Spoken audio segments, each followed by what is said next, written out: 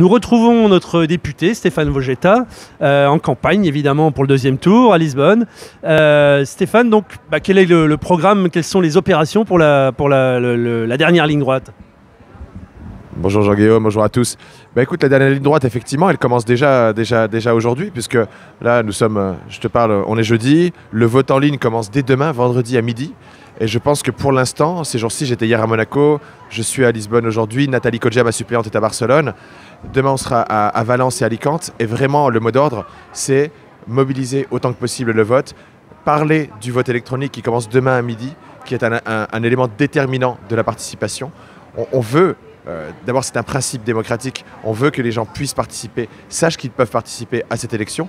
Et on a envie qu'ils se mobilisent, évidemment aussi, parce que j'y ai intérêt, j'ai envie de gagner cette élection. Et je sais que si mes électeurs se mobilisent, si les électeurs qui ont envie de soutenir un projet républicain, démocratique, en soutien de la majorité présidentielle, se mobilisent, eh bien je serai élu le dimanche 19 juin, réélu à mon poste de député. Alors quels sont les grands thèmes de cette fin de campagne, les grandes idées? Les grandes idées, pour moi, ici, un jour comme aujourd'hui à Lisbonne, c'est insister sur mon programme, évidemment. Le programme d'un député de terrain, et ça, vous l'avez entendu au premier tour. Insister surtout sur le succès que j'ai pu obtenir, en particulier au Portugal, sur la phase de test de dématérialisation des renouvellements des passeports. C'est quelque chose vraiment qu'ici, les gens ont vraiment perçu comme un succès et un pas en avant. Donc, moi, mon programme, c'est vraiment la continuité, m'assurer que dans la longueur, on va pouvoir exécuter ces étapes de dématérialisation tout en protégeant les personnes qui ont besoin du présentiel. Donc c'est une dématérialisation raisonnée et raisonnable que je cherche.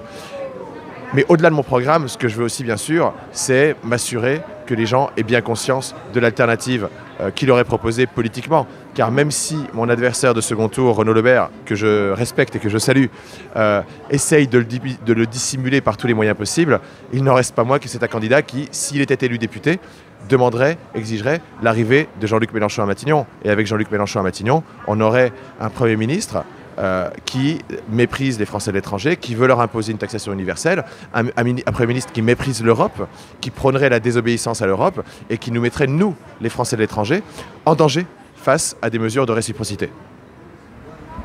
Merci Stéphane Vojetta et bonne campagne alors.